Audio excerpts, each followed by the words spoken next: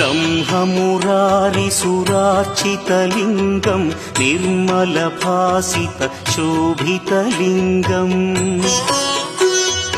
जन्मज दुःखविनाशकलिङ्गं तत्प्रणमामि सदा शिवलिङ्गम् देवमुनिप्रवरार्चितलिङ्गं कामदहन करुणाकरलिङ्गम् रावणदर्पविनाशकलिङ्गं तत्प्रणमामि सदा शिवलिङ्गम्